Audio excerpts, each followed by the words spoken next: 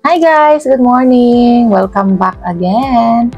So dito tayo ngayon sa ating main office and guess what? Meron tayong itatransact ang aking favorite na ticketing. So meron pong nagpabook sa atin guys ng ticket. 4 packs lang naman. So sabayan niyo ako. Okay, so nagpadala po si client ng worth 56,000 pesos and ito na nga, ipopondo na natin sa ating office. Okay, so ayan, pasok po tayo sa loob ng ating cashier. And ito po ang ating mga mababait na staff na nandito. Okay, so dito po sa cashier, dito tayo na magpondo ng ating e-cash wallet. So now, ito na nga, meron na tayong fund and magbubook nga ako ng ticket na 4 packs. Okay, so ganito lang po kadali ang mag-book ng ticket guys. So punta ka lang sa travel and tours, click mo lang domestic flights, yes, domestic na ipabook ni client from Manila to Cotabato and round trip po sila. So 4 na tao, ayan, so search mo lang po yung origin and then destination. Okay, so hanapin po natin from Manila po si client and papunta po ng Cotabato City. Okay, so click po natin dito ang destination. So hanapin natin ang Cotabato. Alright, Cotabato. Okay, so ayan, and of course yung date po nila January 29, 2024. Ang balik po nila ay January 31, 2024. Okay, so ilang days lang sila doon. And 3 adult po sila with 1 child. Kasama na lang isang anak na 10 years old. So select lang po natin ang all and any doon sa ating choices. And eto na nga, ayan, select lang natin ang papunta and pabalik.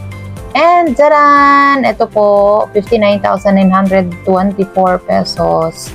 Okay, so ngayon mag-input na tayo ng details ng ating customer or ng mga pasahero na 4 na passengers. So, uunahin po natin ang mga adult passengers. Okay, so ito po yung unang pasahero. Okay, so select mo lang dyan yung kanyang title, Mr. or Miss, Mrs. Okay, and of course yung first name and yung middle name is optional na yan.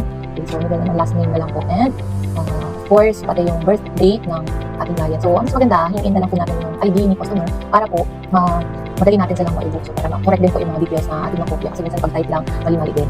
Okay, so ikot natin yung birth date ni customer, yung pasahero natin. And next, so sa baggage po, yung baggage kasi may 7 kilos naman na sila na hand carry. And since 4 sila, marami naman sila madalaman.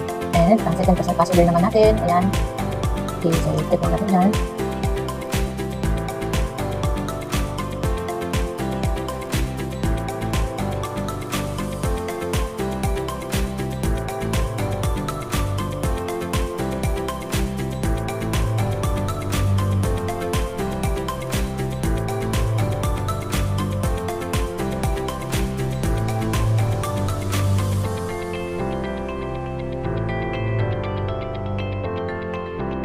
And now, guys, after mo pong ma-input lahat ng mga details, make sure i-double check po natin lahat ng mga details ng client natin or ng mga pasahero na nilagay natin or sinulat po natin para hindi po tayo or maiwasan po natin ang magkamali.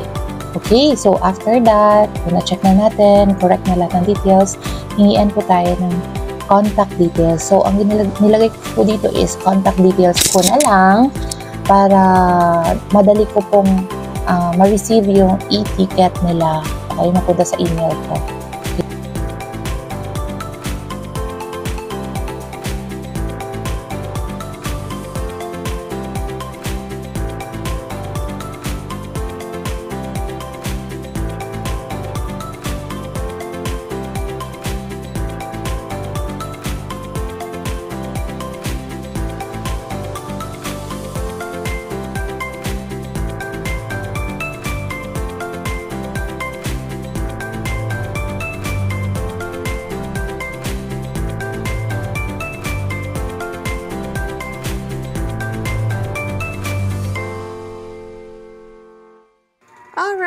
Alright, eto na ang ating completed transaction.